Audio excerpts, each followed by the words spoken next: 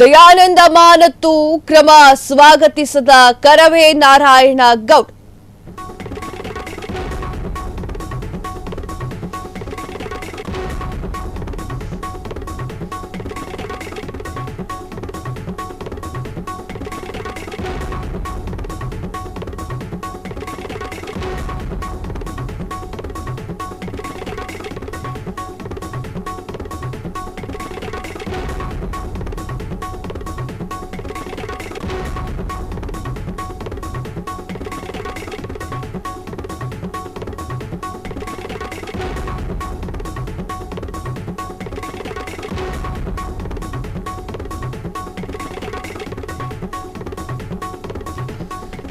ದಯಾನಂದ ಅಮಾನತು ಕ್ರಮವನ್ನ ಸ್ವಾಗತಿಸಿದಂತಹ ಕರವೇ ನಾರಾಯಣ ಗೌಡ, ಇದು ಅವರಿಗೆ ಆಗಬೇಕಾಗಿತ್ತು ಅಂತ ಹೇಳಿ ಕನ್ನಡ ಪರ ಹೋರಾಟಗಾರ. ಯಾರು ಎಷ್ಟೇ ಒತ್ತಡ ಹೇರಲಿ ತೀರ್ಮಾನ ತೆಗೆದುಕೊಳ್ಳಬೇಕಾದದ್ದು ಪೊಲೀಸ್ ಕಮಿಷನರ್ ಅವರ ತಪ್ಪು ನಿರ್ಧಾರವೂ ಕೂಡ ಈ ಒಂದು ಘೋರ ದುರಂತಕ್ಕೆ ಪ್ರಮುಖ ಕಾರಣ. ಇದೇ ದಯಾನಂದ ಕನ್ನಡ ನಾಮಫಲಕ ಚಳುವಳಿಯ ವೇಳೆ ಕರವೇ ಅವರನ್ನ ಕೆಟ್ಟದಾಗಿ ನಡೆಸಿಕೊಂಡಿದ್ರು. ನನ್ನ ಮೇಲೆ 16 ಕೇಸ್ಗಳನ್ನ ಹಾಕಲಾಗಿತ್ತು. ನನ್ನನ್ನ 3-4 ತಿಂಗಳುಗಳ ಕಾಲ ಜೈಲಿನಲ್ಲಿ ಇಡುವಂತಹ ಸಂಚು ಕೂಡ ನಡೆದಿತ್ತು. ಅಧಿಕಾರ ಯಾವತ್ತಿಗೂ ಕೂಡ ಶಾಶ್ವತ ಅಲ್ಲ ಅಂತ ಹೇಳಿ ಅವತ್ತೇ ದಯಾನಂದ್ ಅವರಿಗೆ ಹೇಳಿದ್ದೆ.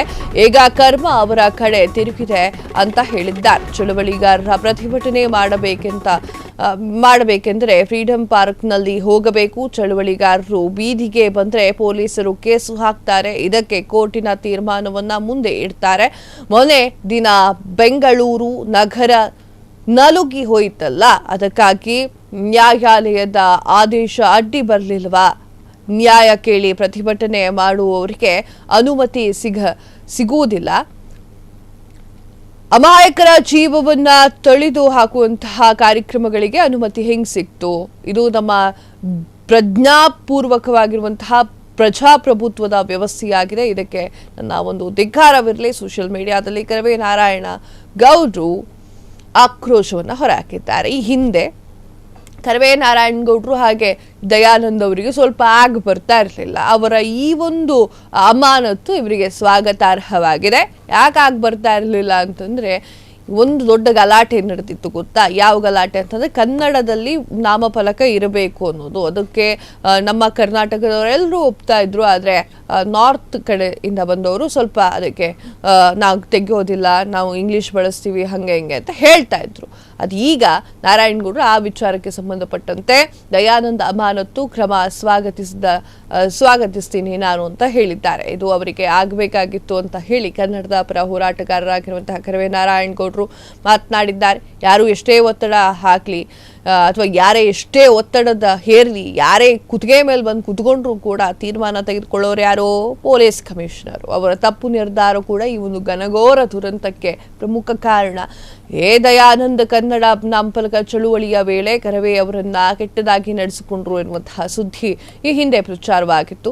ನನ್ನ ಮೇಲೆ 16 ಕೇಸ್ಗಳನ್ನ ಹಾಕಲಾಗಿತ್ತು. ನನ್ನನ್ನು 3-4 ತಿಂಗಳುಗಳ ಕಾಲ ಜೈಲಿನಲ್ಲೇ ಇಡುವಂತಹ ಸಂಚು ಕೂಡ ರೂಪಿಸಲಾಗಿತ್ತು. ಅಧಿಕಾರ ಯಾವತ್ತಿಗೂ ಕೂಡ ಶಾಶ್ವತ ಅಲ್ಲ ಅಂತ ನಾನು ಅವತ್ತೇ ದಯಾನಂದ್ ಅವರಿಗೆ ಹೇಳಿದ್ದೆ. ಈಗ ಕರ್ಮ ಅವರ ಕಡೆ ತಿರುಗಿ ನಿಂತಿದೆ. ಚಳವಳಿಗಾರರು ಪ್ರತಿಭಟನೆ ಮಾಡಬೇಕಂತ ಅಂದ್ರೆ ಫ್ರೀಡಂ ಪಾರ್ಕ್ಗೆ ಹೋಗ್ಲಿ ಅಂತ ಹೇಳಿದ್ರು. ಚಳುವಳಿಗಾರರು ಬೀದಿಗೆ ಬಂದ್ರೆ ಪೊಲೀಸರು ಕೇಸ್ ಹಾಕ್ತಾರೆ. ಇದಕ್ಕಾಗಿ ಕೋರ್ಟಿನ ತೀರ್ಮಾನವು ಮುಂದೆ ಇಡ್ತಾ ಇದ್ರು. ಈಗ ಬೆಂಗಳೂರಿನ ಎಲ್ಲ ಕಡೆಗೂ ಕೂಡ ಬೀದಿಯಲ್ಲೇ ಇಳ್ತಿದ್ರು ತಾನೇ ಜನ. ಅವ್ರಿಗೆ ಯಾಕೆ ಕಾನೂನು ಅಡ್ಡ ಬಂದಿಲ್ಲ? ನ್ಯಾಯ ಕೇಳಿ ಪ್ರತಿಭಟನೆ ಮಾಡುವವರಿಗೆ ಅನುಮತಿ ಸಿಗ್ತಾ ಇಲ್ಲ ಅನ್ನುವಂಥದ್ದು ತಮ್ಮ ಮನಸ್ಸಲ್ಲಿರುವಂಥದ್ದನ್ನ ಕರವೇ ನಾರಾಯಣ ಗೌಡರು ಹೊರ ಹಾಕಿದ್ದಾರೆ.